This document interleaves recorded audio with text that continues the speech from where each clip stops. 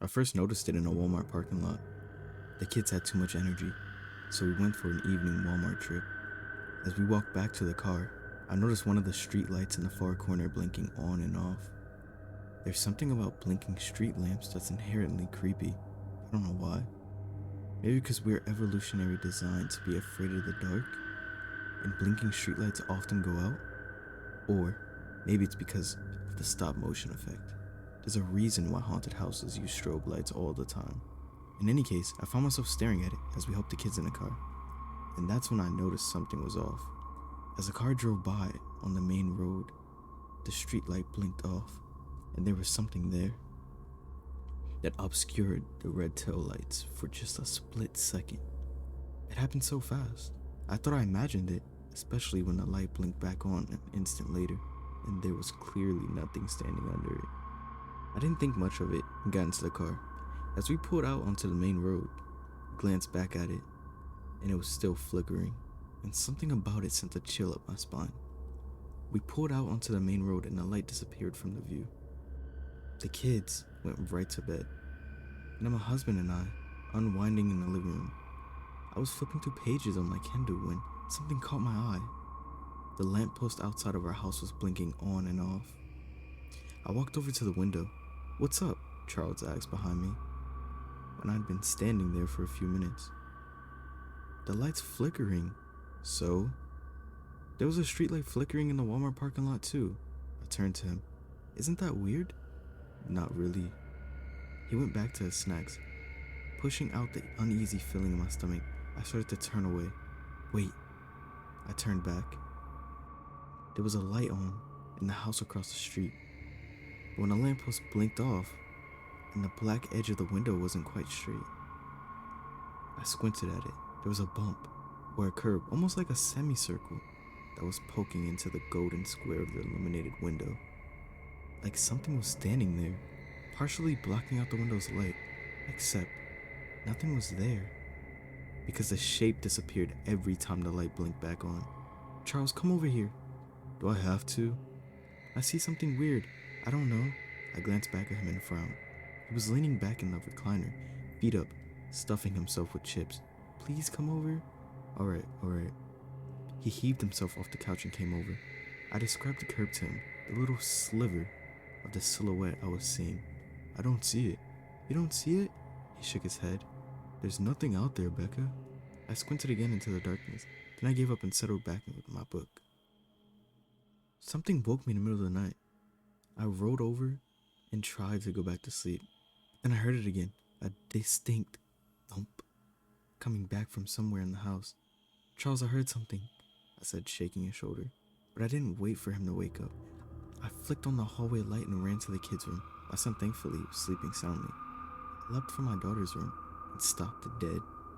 In the crack under the door, I could see a flickering, bluish light. I grabbed the doorknob and burst inside. The nightlight, it was blinking on and off erratically, casting the entire room in jerky stop-motion flashes. I ran over to the bed. Thank God my daughter was there, sleeping peacefully. I glanced back towards the hall to look for Charles. I froze. There was a dark shape in the corner of the room. I could only see it for a moment when the nightlight flickered out. As soon as it came back on, the corner was empty. My heart pounded in my chest. I stared at the corner. Off. The shape was there. On. It wasn't. Off. The shape looked like someone crouched in the corner. On. It looked closer. Off. Oh God, it was closer. On. The intervals were getting closer. I was paralyzed. My breath was stuck in my lungs. Off. Fuck.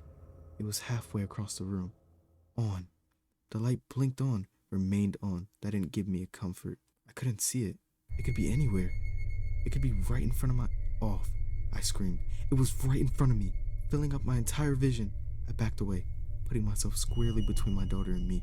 Click. Yellow light filled the room. "Becca?" Charles stood in the doorway, blurry-eyed. I glanced around wildly, but the room was empty. The nightlight was still off. I leapt forward and pulled it out of its socket. It clattered to the floor, and I began to sob as I told Charles everything. The next day, the whole thing seemed ridiculous. "What? I really saw some figure huddled in our house that disappeared in the light. It made no sense. It was much more likely that I'd seen some sort of sleep paralysis demon, or my half asleep brain misinterpreted shadows or something. But when I went into my daughter's room later, something caught my eye. 3 coarse, long black hairs laying on the carpet. And now, as the sun is setting and the deep shadows of the dusk are filling my house, I'm terrified to turn on any lights. If you're on Facebook, you'll notice that sometimes they show you throwbacks they call memories. Old photos you posted, old status updates, that kind of thing. Usually they are super cringy. At least they are for me. Anyways, I used to be one of those college girls that posted everything on Facebook. Song lyrics that were a pointed message to an ex, desperate updates fishing for compliments, and heaps of selfies. From every angle, every expression, every hairstyle. I'd always look at them though, some weird mix of nostalgia and morbid curiosity, or at least I used to, until they started getting creepy. The first memory that seemed off was a photo from May 3rd, 2013. I was sitting at the bar, wearing a navy blue tank top with little polka dots. Except, I don't ever remember owning a shirt like that. You might think that doesn't sound very creepy, but I remember almost every clothing item I wore in college. I don't know if it's because I have a photographic memory or because I was very into fashion, but I remember everything. The tight red sweater that I was wearing, flattery but itchy, the denim miniskirt that I couldn't fit into after I gained the freshman 15, and the t-shirt that read, "Nothing but net," with an old-timey 90s computer on it. I had no memory of this shirt. Maybe I borrowed it from a friend? But that wasn't the only weird thing. There were no likes or comments, not a single one. And I didn't recognize where the picture was taken. Clearly it was some sort of bar, but it definitely wasn't Victoria's. The bar we usually went to, I stared at it for a while longer. But eventually, I had to click out of it and get on with my day. Soon after, I forgot about it. Until the next day. Another memory popped up without even thinking. I clicked on it, but as soon as I did, my heart began to pound. This one wasn't a photo, it was a status update. 1:43 a.m., May 4th, 2012. I don't want to live like this anymore. In of itself, that wasn't so weird. I often post cryptic status updates. Sometimes trying to drop a convert insult on my ex. Other times trying to sound deep. What was odd though was the date. In May 2012, I was a sophomore, and I had recently entered the best relationship of my life.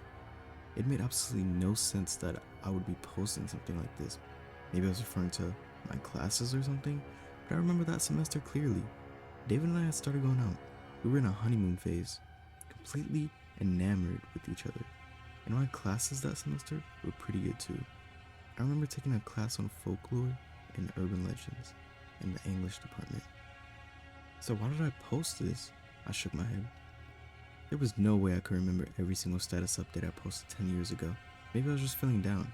Maybe I'd gained weight. I'd struggle on and off with an eating disorder. Or maybe one of the cliche girls in my dorm had been mean to me. College was an emotional, tumultuous time for me, honestly. So again, I just pushed it out of my mind and focused on other things. But then, just a few days later, there was another one. You have a new memory to look back on today. The site told me cheerfully. When I clicked on it, all the air sucked out of my lungs. It was a photo of my hand with an engagement ring. I'm not married. I've never been engaged. What the hell? I stared at this post. It was dated May 7th, 2014. Only a few weeks before David and I broke up. I looked at the likes and comments unlike the other 2 posts. This comment had 1 like on it. From David. But I blocked him right after the breakup.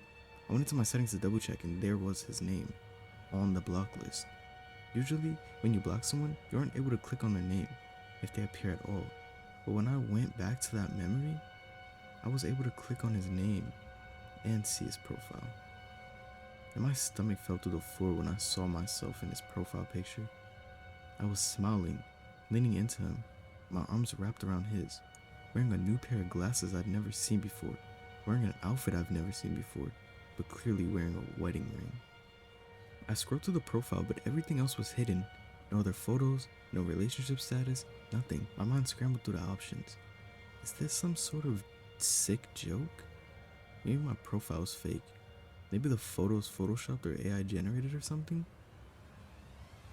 I mean, there was no way it could actually be David when he broke up with me. He didn't hate me. He wasn't vengeful. He just indifferent to me.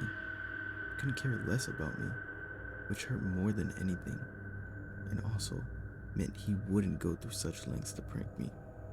I was the furthest thing from his mind, I'm sure. I sucked in a breath and clicked send message. The little message box popped up.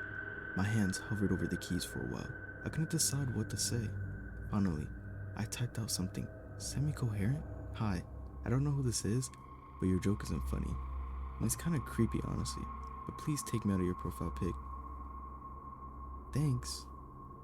The message went through, and then, a few seconds later, was marked as seen. My heart pounded in my chest, but no reply came. It wasn't typing or anything. It was just blank. I waited and waited, but nothing came. I stared at the screen so long, there was a nice little after image burned into my retinas. Finally, I slammed the laptop shut and stormed off. I thought that would be the end of it. That the message would scare them off and they would leave me alone. But it was just opposite. And the minute I sent that message, everything began to fall apart. Later that evening, when I got out the shower, there was a thin, red line on my left ring finger, like I'd taken off a ring that was slightly too snug. When I woke up this morning, the left side of my bed felt warm, like someone had been laying there. I tried to ignore it. Both things were easily explainable, weren't they? I take really hot showers, and my skin often gets blotchy red. I must have been lying on that side of the bed before I woke up. Nothing to worry about, everything's fine. But I can't ignore the text I got tonight. The text that arrived on my phone at 11:21 p.m. from an unknown number. Hey babe, missing you. Can't wait to be back home tomorrow. If you guys enjoyed this video, you'll enjoy the scariest compilation I've ever seen. Click the video on screen right now to watch.